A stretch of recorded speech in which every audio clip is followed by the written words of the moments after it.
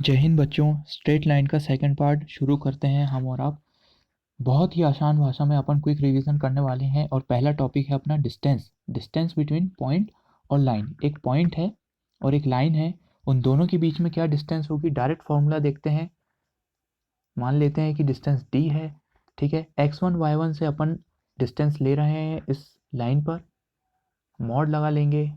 Mod को भूलना नहीं है क्योंकि डिस्टेंस जो होती है वो हमेशा पॉजिटिव होती है ना यार।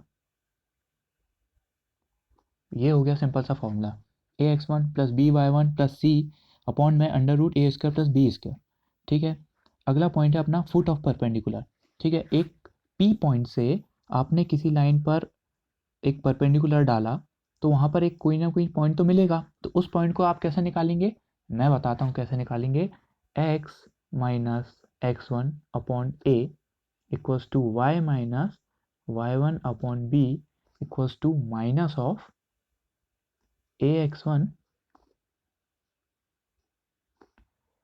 minus of ax1 plus by1 plus c upon a square plus B square. Simple सा फॉर्मूला है, इसमें x और y की वैल्यू हमारी निकल जाएगी, ठीक है। नेक्स्ट पॉइंट है अपना इमेज ऑफ अ पॉइंट। तो जब x1 y1 से आप फुट ऑफ परपेंडिकुलर डालते हैं तो ये जो फुट ऑफ परपेंडिकुलर है वो P और Q का मिड पॉइंट होगा। तो एक तरीका ये हो गया निकालने का। अगर आपको डायरेक्ट फॉर्मूला लगाना है तो डायरेक्ट फॉर्मूला ये होता है इसका, x minus x one upon a equal to y minus y one upon b equal to minus of 2 into a x one plus B Y one plus C upon a square plus B square, ठीक है। Direct formula से भी आप निकाल सकते हैं, कोई दिक्कत नहीं है, ठीक है। अगला टॉपिक है अपना position of points with respect to line. तो दो पॉइंट्स हैं हमारे पास, तो उनकी पोजीशन अपन को देखना है। पोजीशन का मतलब ये होता है कि दोनों सेम साइड हैं या दोनों अपोजिट साइड हैं, ठीक है। तो केस वन मान के चलते हैं अपन कि मान लेते हैं कि दोनों सेम साइड हैं। तो सेम साइड अपन को ऐसे पता लगाएंगे कि आपके पास एक लाइन दी है A X plus B Y plus C equal to zero, है ना। तो पहले पी पॉइंट को इस लाइन पर रख के देखेंगे क्या आएगा, A x one plus B Y one plus C, यही आएगा ऑब्वियसली। और क्यू पॉइंट को रख के देखेंगे A X two plus B Y two plus C. अब बताइए ये दोनों वैल्यू कोई ना कोई कांस्टेंट ही आएगी ना। अब कांस्टेंट है तो या तो पॉजिटिव होगी या नेगेटिव होगी। यदि दोनों सेम साइन की आती है, मान लेते हैं कि ये भी पॉजिटिव है और ये भी पॉजिटिव है, तो हम ये कहेंगे कि दोनों पॉइंट P और Q एक लाइन के सेम साइड पर होंगे, है ना। मान लेते हैं पॉजिटिव नहीं आया, नेगेटिव आ गए।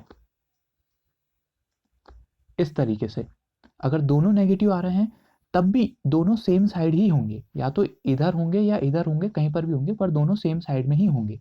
अब दूसरा केस ये हो सकता है कि दोनों अलग अलग साइड पर हों। इसका मतलब ये है कि जब आपने पी पॉइंट को रखा इस लाइन पर तो मान लेते हैं कि ये पॉजिटिव आ गया और क्यू पॉइंट को रखा तो ये नेगेटिव आ गया। इसका मतलब ये है पी और क्यू दोनों अपोजिट साइड में हैं। अच्छा, ऐसा भी हो सकता है कि इसको रखे आपने तो ये नेगेटिव आ रहा है और इसको रखे तो ये पॉजिटिव आ रहा है। आई बात समझ में। अब हो सकता है किसी के दिमाग में आ जाए कि सर इक्वल टू जीरो आ गया तो, अरे इक्वल टू जीरो आ गया तो उसी लाइन के ऊपर लाई करेगा ना यार वो पॉइंट, ठीक है। सिंपल सी चीज़ है। हाँ, अगली चीज़ है डिस्टेंस बिटवीन पैरेलल लाइंस, है ना। पैरेलल लाइंस के बीच में कैसे डिस्टेंस निकालेंगे, तो जल्दबाजी में फॉर्मूला नहीं लगाना है। सबसे पहले एक्स और वाई का कोफिशिएंट को आपको इक्वल करना पड़ेगा।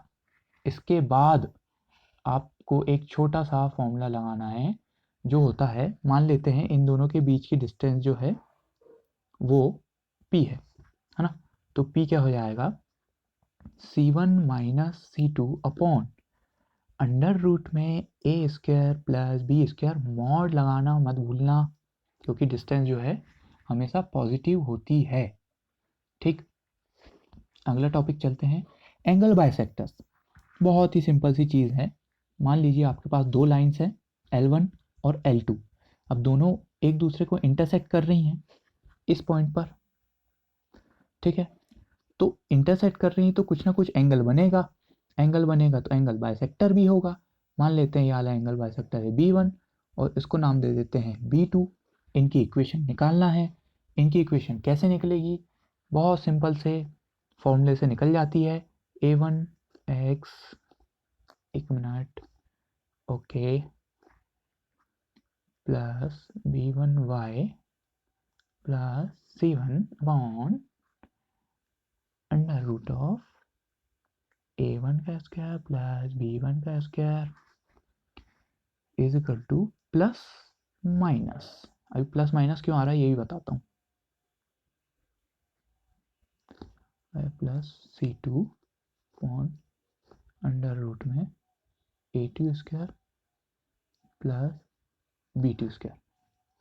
तो ये हो गई आपकी इक्वेशन एंगल बाइसेक्टर्स की, ठीक है। दो एंगल बाइसेक्टर है ना, तो एक बार आपको प्लस लेना पड़ेगा, एक बार माइनस लेना पड़ेगा, ठीक है। दो इक्वेशन बनेंगी अपने पास। तो प्लस कब लेना है और माइनस कब लेना है, उसके लिए अपन आगे चलते हैं और देखते हैं कि भाई दो प्रकार के एंगल बाइसेक्टर बनेंगे। एक होगा एक्यूट एंगल बाइसेक्टर और एक होगा ऑब्ट्यूज, ठीक है। तो एक्यूट के लिए माइनस कब लें और प्लस कब लें?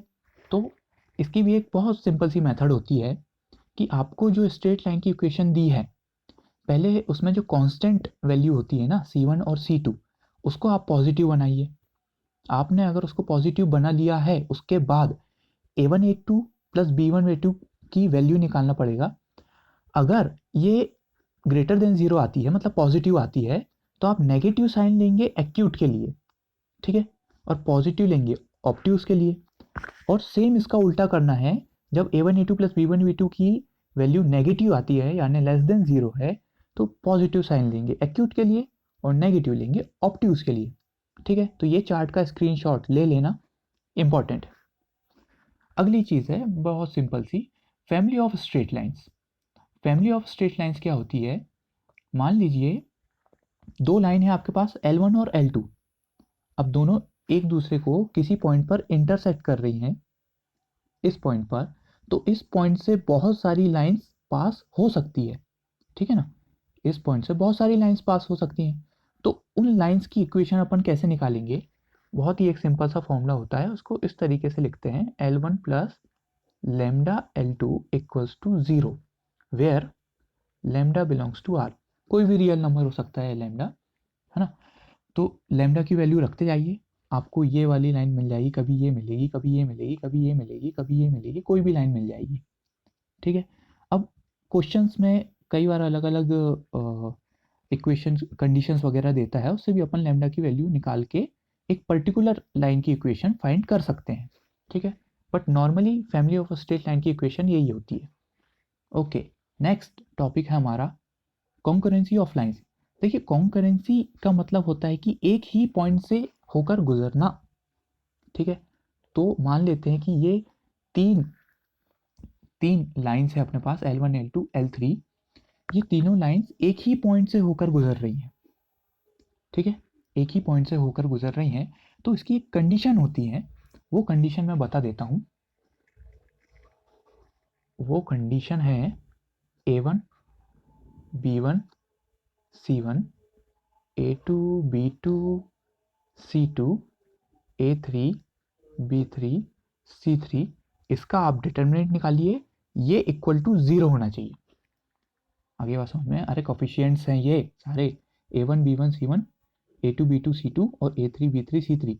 इनका जो डिटर्मिनेंट है, ये अगर इक्वल टू 0 आता है, इसका मतलब ये है कि L1 L2 और L3 जो है वो एक पॉइंट से होकर गुजर रही हैं, मतलब तीनों लाइन जो है कॉन्करेंट लाइंस हैं, हम बोल सकते हैं, ठीक है।